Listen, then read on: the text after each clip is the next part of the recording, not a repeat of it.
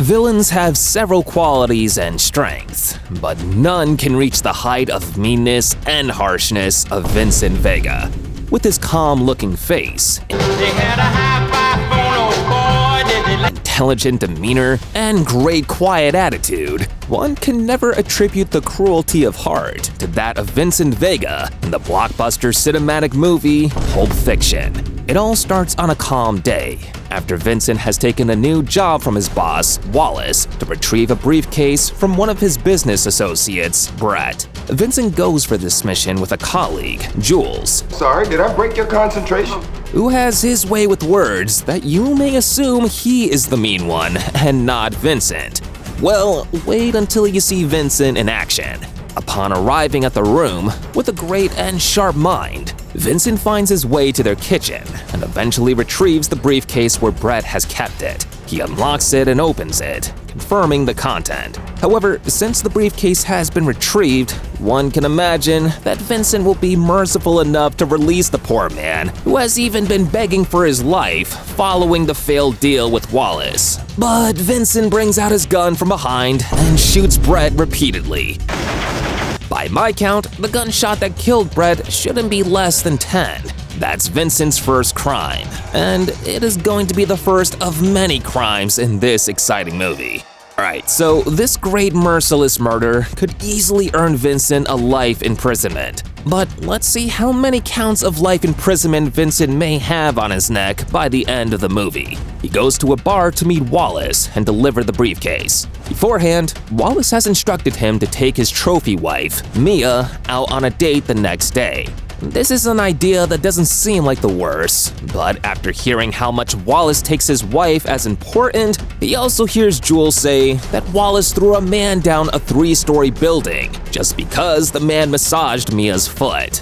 Well, then what then? Gave her foot massage. And Vincent gets scared. He can't take Mia on a date while being on his sane self, so he visits a local store to buy illegal substances. To my knowledge, buying and usage of an illegal substance is a misdemeanor that could earn him not less than a year of imprisonment and a fine of about $1,000. Well, he needs to get high, so he uses these substances and drives down to Mia's house. Being stoned and driving is another crime, and by now, we have about 3 crimes on Vincent's neck. He arrives at Mia's home, and he sees the hot trophy wife. He drives her to her destination, where they have fun. After eating and drinking, she figures he doesn't even want to get so free with her. Well, I don't blame him, so he tells her what he has heard about her husband, and she jokingly tells him it's all lies.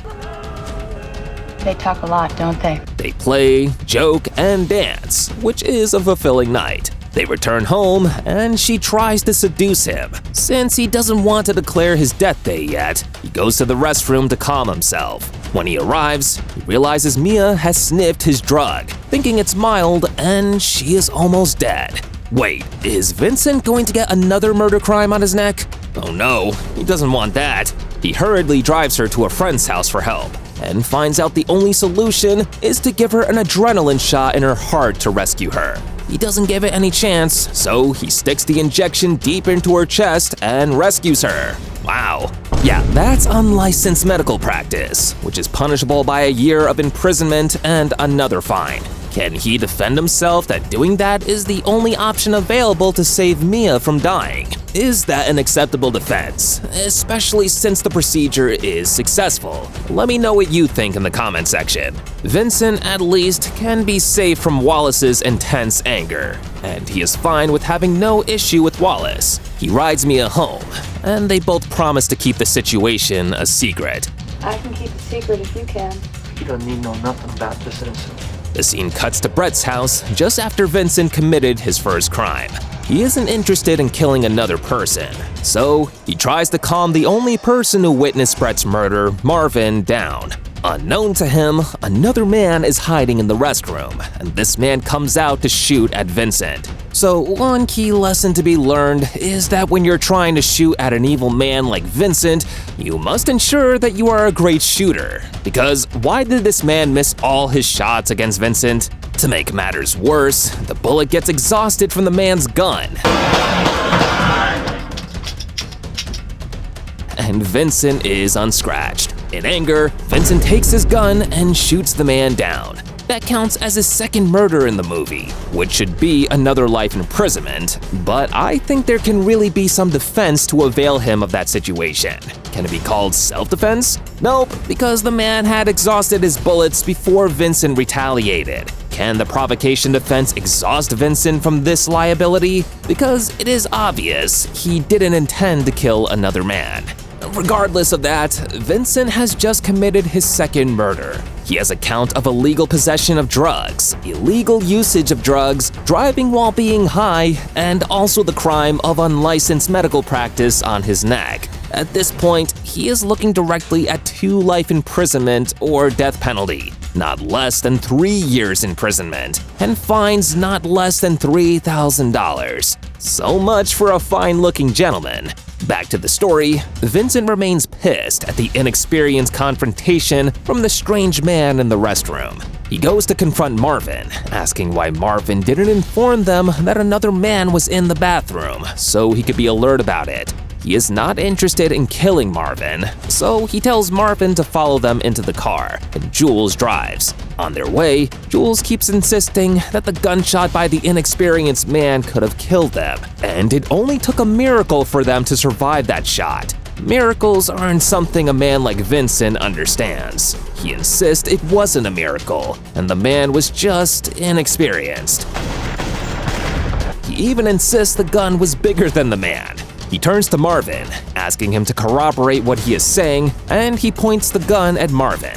Unfortunately, Jules drives into a bump, and Vincent's gun releases, and the bullet kills Marvin. "It was an accident! I didn't mean it! It was really an accident!" in Vincent's voice as he tries to explain what had happened to Jules. Oops, that is Vincent's third murder. In my opinion, it should really be manslaughter, because he had no intent to kill Marvin. Could we also call it an accident? Coupled with the other murders that Vincent has done, I doubt a defense of manslaughter can avail him.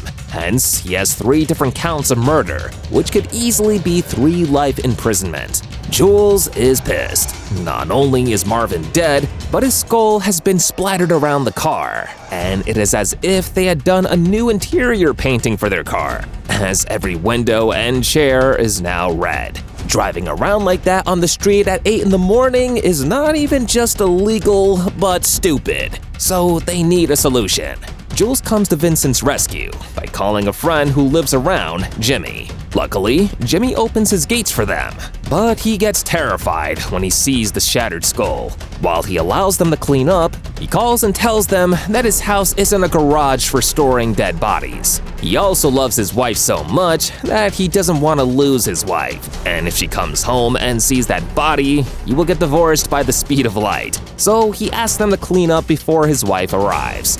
Vincent calls Wallace, who sends an agent, Wolf, to help clean up. However, Wolf doesn't want to get himself involved in that crime, so he only teaches Vincent how best to clean the entire car and ensure it is bright as new. They hide the body in the trunk of the car, remove their bloody clothes, dispose of it, and take the car to a junkyard so it would be destroyed. That counts as another crime for Vincent. Last time I checked, concealing a human corpse with the intent of avoiding the discovery of the body is a crime. At this point in the movie, Vincent has committed about 7 crimes, ranging from murder to unlicensed medical practice, and he is really going to have a good run in jail. Having solved the problem at hand, Vincent is hungry. He decides to visit a diner with Jules so they can eat. Upon arriving at the restaurant, they eat, and Jules keeps talking about the miracle, claiming he's going to resign from being a thug so he can serve God, who has saved his life. The entire conversation irritates Vincent, who walks away and goes to the restroom. While he is there, 2 lovers, who are local robbers, attack the restaurant. They, Pumpkin and Honey Bunny, hold everyone at gunpoint and start taking all their wallets. When they get to Jules, he gives Pumpkin his wallet. Pumpkin keeps asking for his briefcase. Jules tries to explain that the briefcase doesn't belong to him and is for his boss, but Pumpkin asks him to open it. When he opens it, Pumpkin gets distracted and Jules overpowers him. Honey Bunny gets scared as Vincent arrives and points the gun at her. Now, Vincent isn't as calm as Jules. He threatens to kill the girl, but Jules calms him down, telling him that they shouldn't take more blood. He gives Pumpkin the sum of money in his wallet, which is about $1,500, saying he is using it to buy their life so he won't have to kill them.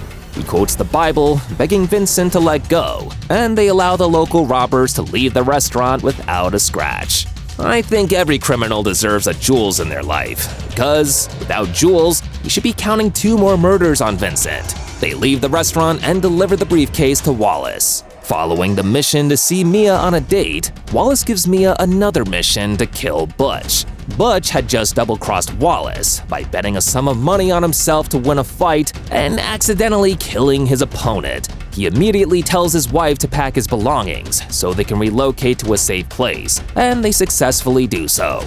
Unfortunately, the following morning, he realizes his wife has forgotten the gold watch that was given to him by his father inside the house, and he goes to take it. By the time he gets home, Vincent is already inside the house. He sees a gun by his kitchen and also bears a flush in his toilet. He takes the gun, and when Vincent comes out of the restroom, he shoots Vincent over and over again, and Vincent dies.